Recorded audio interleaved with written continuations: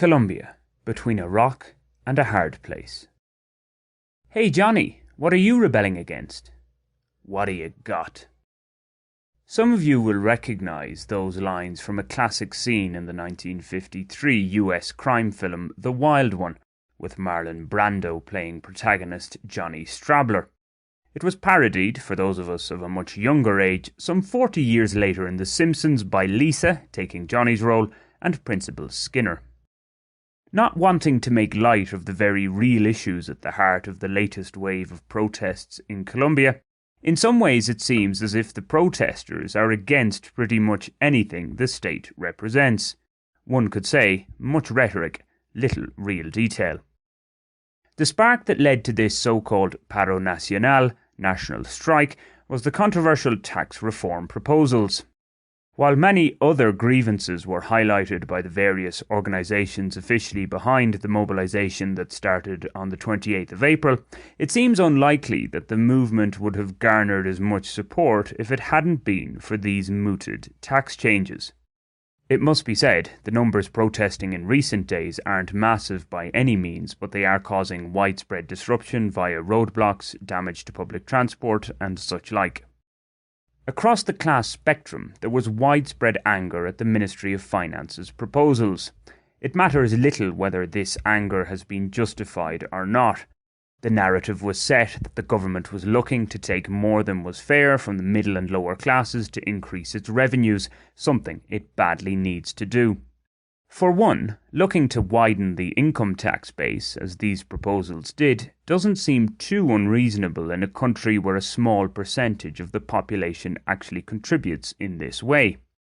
Nonetheless, when state politicians earn about 30 times the national minimum wage, and there's a belief that corruption is commonplace among the controlling classes and wealthier folk, asking the masses to fork out more in such a blatant manner was always going to be met with resistance.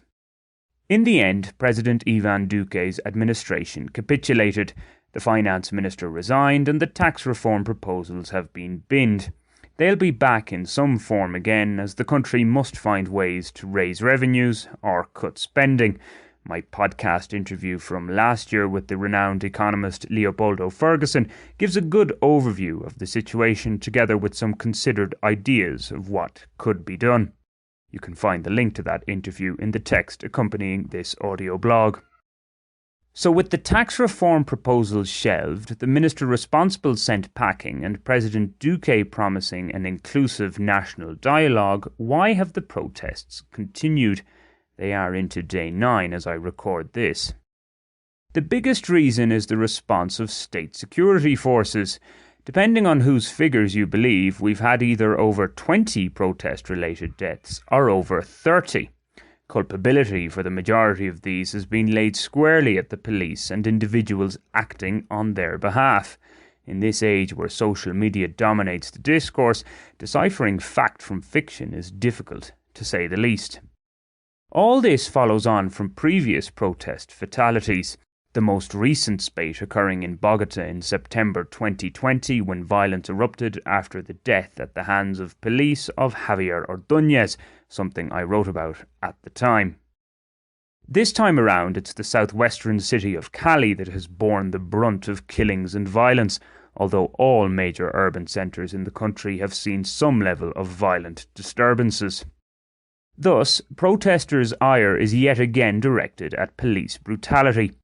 Each morning since the 28th of April, we've woken up to news of another killing allegedly at the hands of state forces. As long as that continues, the chances of the protests petering out, as has happened previously, seem low. The official organisers of the national strike are scheduled to meet with government officials in the coming days. Whether this will result in an easing of tensions remains to be seen. How much the various workers' unions are actually in control of the movement at this stage is highly debatable. For many of the younger protesters, it would seem that nothing short of President Duque's resignation will placate them. That is extremely unlikely to happen. We are, after all, just a year away from a presidential election. What's more, as alluded to above, the extent to which those protesting represent the majority of public opinion is difficult to measure. Taking it as a given that it's Colombia's centre-left left behind most of this, if there was a presidential election next week, one would be taking a significant gamble betting on politicians from that side of the spectrum to be poll toppers. While the more visible problem of police brutality is now driving the protests, the broader issue here is, and always has been, inequality in all its manifestations. For that, there is no quick fix solution. Of course, this doesn't mean that decision makers just shrug their shoulders and say, it is what it is. The goal of achieving a more equal society has to start somewhere. One of those places, it can be argued, is with a fairer redistribution of wealth, i.e. tax reform and the like. Ring a bell? In the same way, referring back to our opening lines, rebelling against everything with little rhyme or reason to proceedings is unlikely to lead to a glorious revolution. Go ahead, tear down the structures and start again. To do that, one has to be prepared to shoulder the cost of reconstruction.